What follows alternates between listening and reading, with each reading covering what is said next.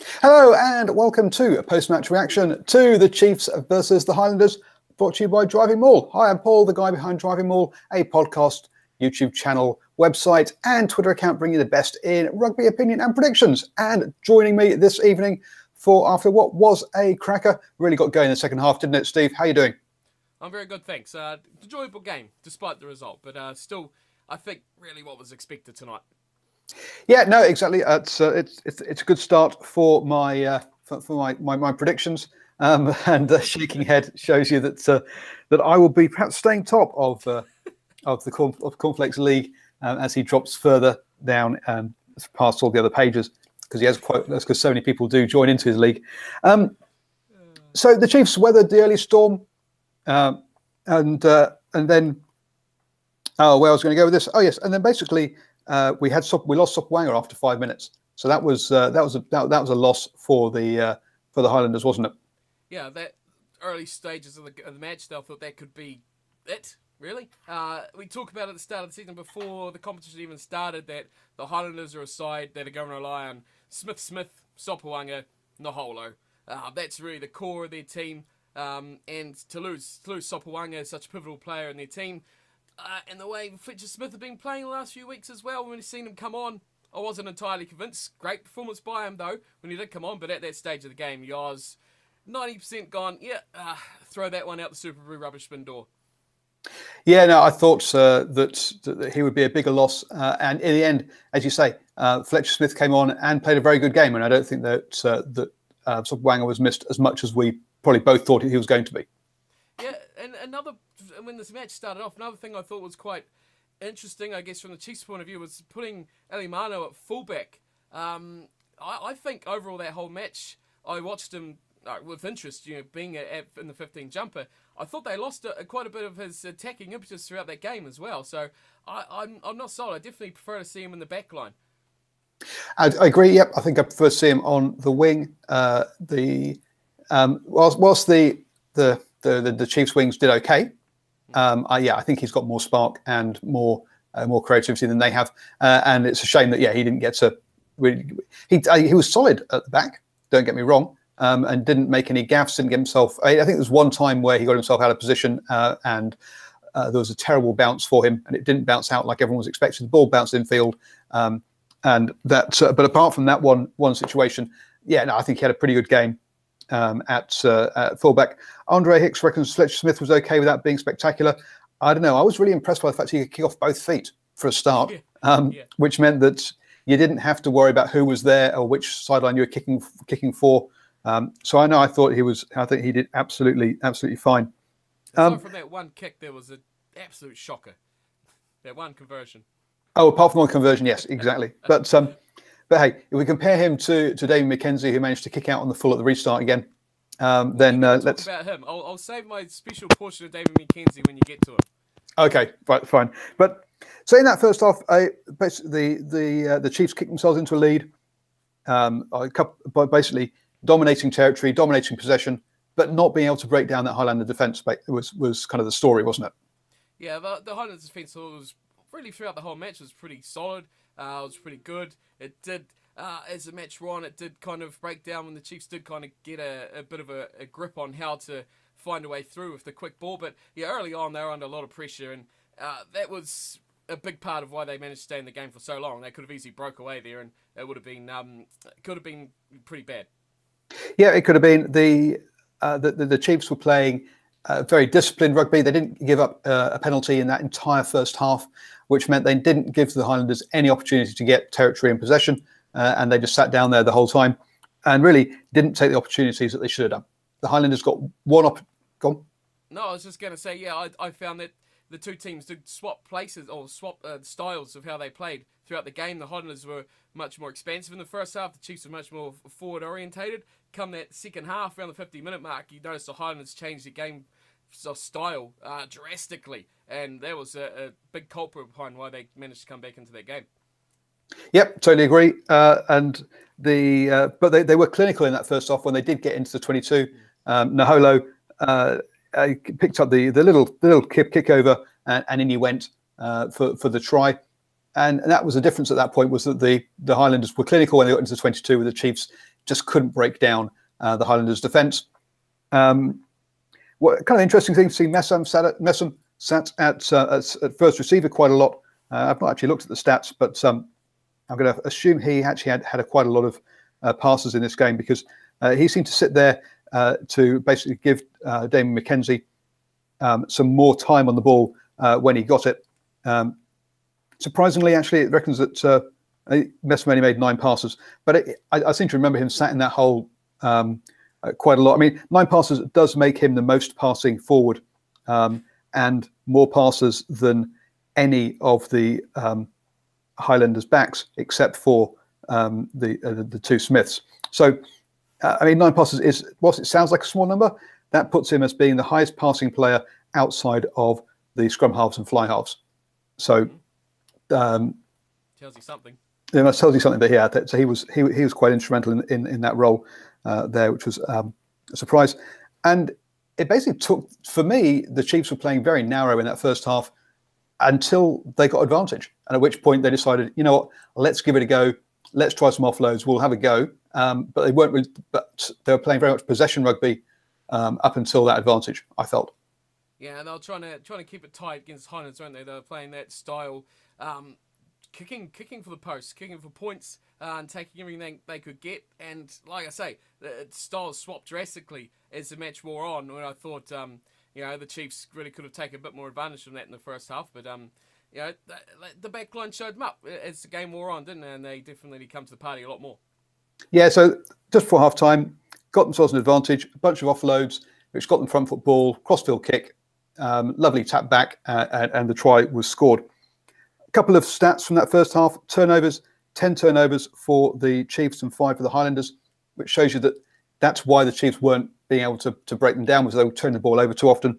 But penalties, 0 for the Chiefs, 5 for the Highlanders, which meant the Highlanders never got out of their own half, or very rarely got out of their own half, whereas the Chiefs could quite happily sit in the Highlanders half. Then second half, the Chiefs get themselves a scrum. DMAC at second receiver off the back of the scrum, nearly gets over, and then the forwards finish it. There's quite a lot of bashing at the line by both sides at times, weren't there, in this game? Yeah, there was. I guess a lot of teams, both teams had a lot of chances in that sort of area of the field. This try really does completely, join together everything I was saying about McKenzie over the night, and I don't know if we're going to talk about more, but it was a bad pass. It went loose. It was broken play. It was open play. It was a fullback's play. And that's where he looked so dangerous for. But yeah, he created it from that, and everything he created was from opportunities and circumstances like that. But did you see that ball actually go down on that try that Harris scored? Not really, but there's only so much space between where the bit of the ball we could see in the ground, and so therefore it must have been filled with ball, I guess. Fair enough. And we hear this every time, though. Quick comment by Jack here. Glenn Jackson, being a former chief ref in this game, was a strange decision by Sanzar. Look, we hear this every year. Glenn Jackson's decent ref. I think we're way beyond any issues through that. So yeah, Jackson, I reckon he's one of the best refs because he lets the game flow so much. I think he had a few calls that were a bit dodgy here and there both ways, like that scrum. The steady scrum put it into Aaron Smith. My God, the Titanic was steadier that after it hit the iceberg. But a few dodgy ones which you'd say, should have maybe pulled that up or let it go rather. But overall, I think he operates a free-flowing game, which is what everyone wants to see from rugby. Yep, absolutely. I thought that was all good. So, go on. You've been wanting to talk about DMAC, so let's talk about him. I can remember at least one charge down.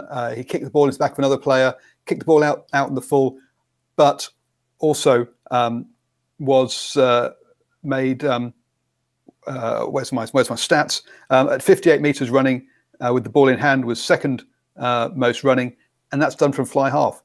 So Naholo was the only person who ran with the ball more than he did. So you've got to say 11 defenders beaten.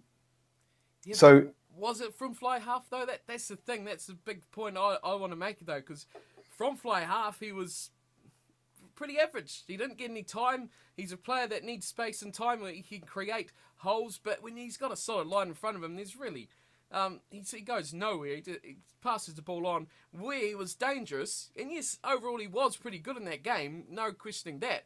But it was kick returns. It was drop balls. It was bad passes where he trots back and he can evaluate and see what's in front of him. I thought at first receiver when he gets the ball straight, and he was, for parts of that match, quite flat, he offered very, very little, I thought. And overall, yeah, it just made a whole heap of difference when he was at the back. He was a bit deeper and things like that made a massive difference how he played. But yeah, it did beat a lot of defenders, and you knew when he was going to be dangerous because you just saw the fractured defence of the Highlanders, and this is Mackenzie territory, and that's what he does. When you have a nice straight line, a structured defence and everything looks pretty, he's not as effective without that space in front of him to look for holes.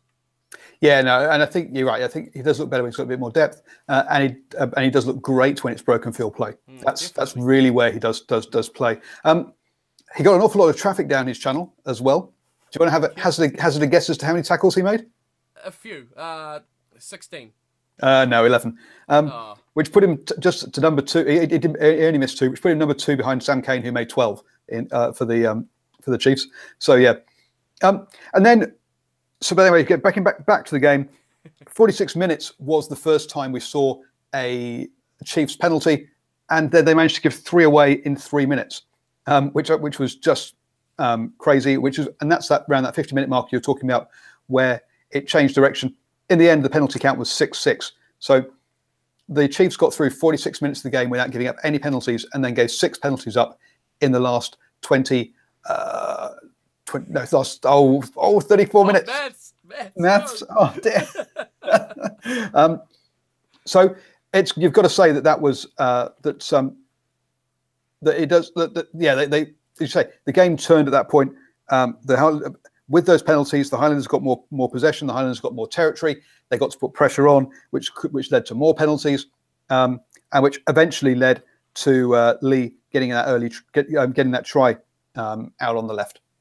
Yeah, I thought that was a good period for the Highlanders. They did have a lot of possession. They had a lot of territory. They had a lot of opportunities. But they looked quite flat on attack, I thought. They looked kind of a bit out of ideas. Yes, the forwards were going well, and they were charging forward, getting over the advantage line, which is great, of course. But when they got close to the line and needed, that's something they would create an overlap to break a line, they didn't really seem to have it until, of course, they got that try out to defeat Lee, which was just... it was just a piece of Aaron Smith magic, wasn't it? It's what he does. He just fires balls. A great decoy. Could have easily gone wrong if it smashed off Ash Dixon's head, I think it was. But, it's Aaron Smith magic. But I think overall, just in the backs, just needed probably a little bit more imagination with some things there when they had that time. But they were chasing the game. So they got finally back into it eventually. They were chasing the game. And as you say, they tightened up as well and allowed the forwards to bash away a bit more like the Chiefs had been in the first half. This was also led to the only missed kick of the game, which was the missed conversion. And this one, kicking here was sublime in this game. So they got that one. And then we had the Chiefs do some interesting play. The Chiefs number 12, who actually got dragged off. I've forgotten his name now, but he twice tried crossfield kicks from just inside his own 22 on defence. You're like, clear the ball downfield. No, I'm going to go for this crossfield kick business. And yeah, you're trying to create broken field play on the side of the pitch where you've got no defenders if the ball gets turned over as you kick it. There was some extravagant play in this game, and or someone would say crazy risk taking in some of that stuff. You could put it down to inexperience, possibly, would you? Trying to create something, trying to close the game out. It's a close game, a try at that point. Something explosive from that long after being under pressure for all that time. You'll be sitting here going, man, that crossfield kick changed the game, didn't it? But, it's all about breaks and chances. Yeah, maybe so. Maybe I'm being a bit harsh. But then we saw the Chiefs giving up penalties, so the Highlanders quite rightly kicked for 3 to close it to within a score. And then Deemack decides to kick the ball into his own player. The Landers regather it, spin it wide, and Thompson just finds a lovely gap and just goes straight through. Yeah, it was a comedy of errors, wasn't it? It was the final nail in my what the hell is Mackenzie doing at 10 coffin, I think. He just, the kicker and Jaron player, it's kind of like an unwritten sin, isn't it? That you just don't do that sort of thing. You've got to be a bit more clever than that. Desperation to boot the ball away. And it was on the back of a charge down, which was, not so long before that. Some dodgy kicks that went out in the full. It was really a flow-on sort of effect from other mistakes. But, the Highlanders chased it very well. That kick bounce three, you saw probably 5 or 6 bright green jumpers, which everyone is happy to see. Charge it on through, big pressure, unlucky bounce, which, it's a rugby ball. That's why the sport's so great at times. And, just great pressure. And I think Tompkinson, that try, scored very clever, much like the Rob Thompson kick early. And to be fair, the Pulu pass back for that first 2 tries are very clever plays, because the situation changed on those plays very, very quickly. You saw that whole Chiefs defence shift out so fast, and he just cut back. Same with the kick. Player shooting up into the line, kick over the top was very clever, knowing Ian Pulu wasn't going to get that ball, just making decisions quickly like that, and the effects perfect. Yeah, it's great to see the players have been given the license to have to make those decisions and feel confident enough to go for it as well, which is wonderful. But it wasn't until the 65th minute that the Landers gave up a penalty in that second half, and so you got to say that gap between 46 to 65 minutes was. Yeah, you can see that discipline was a big factor in that. That whole second half, say up to the 65th minute, discipline was good from the Highlanders. Then they lost a bit of discipline towards the end. Maybe it was just that one penalty actually, but that was enough to give the Chiefs territory and possession, and they used it. And again, it was another one of these situations where once the Chiefs were under advantage, they'd try things. But when they weren't under advantage, they kept it tight, bang, bang, bang. They got under advantage, and it's like, okay, right, now we can whip it wide and give it a go. And I think perhaps maybe it was because they turned the ball over so much in that first half, they dropped the ball so many times that they're a bit scared to go wide a bit in that second half and played it much tighter. Yeah, it's that creative freedom, isn't it? That advantage gives you.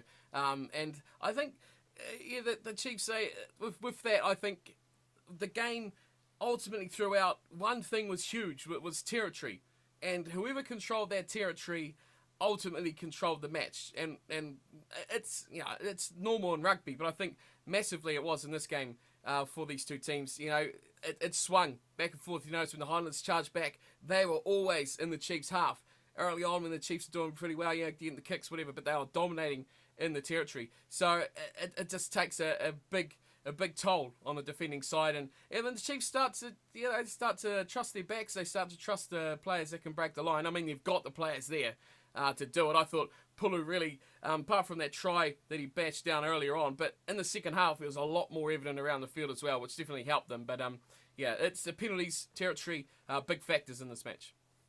Yeah, and if you think about most of the penalties, I think nearly all of them were on defence rather than on attack.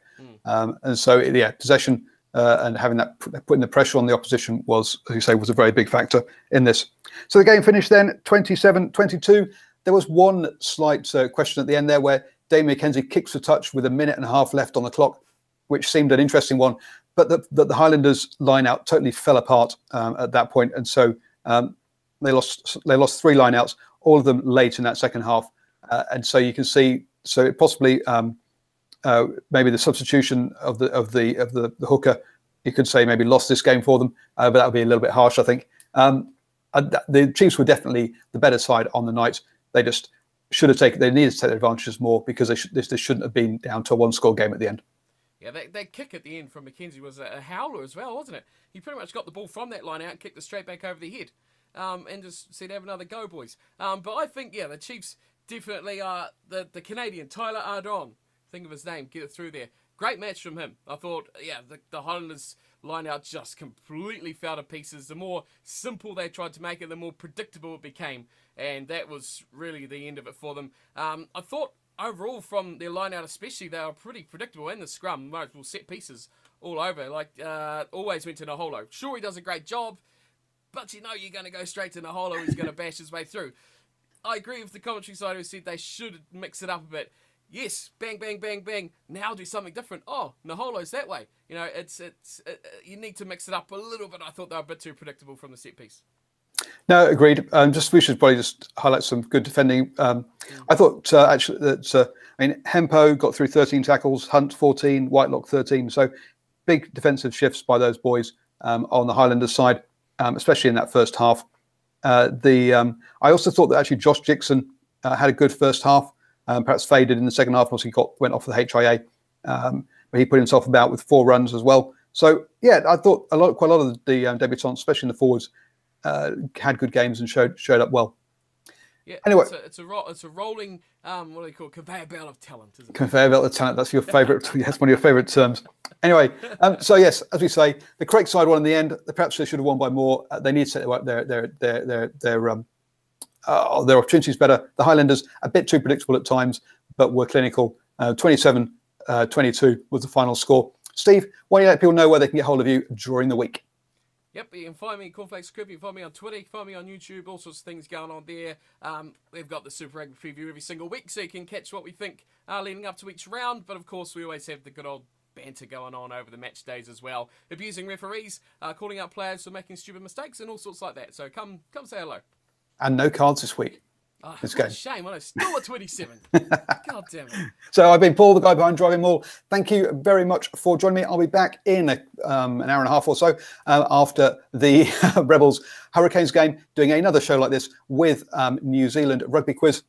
So please do join me for that as well. Obviously, at DrivingMaul on Twitter. Do subscribe, red button down below, or if you're watching the recording, my face will be there. Just click on that. Isn't it a pretty face? And a box up there with my latest video as well. So do enjoy whatever rugby you are watching.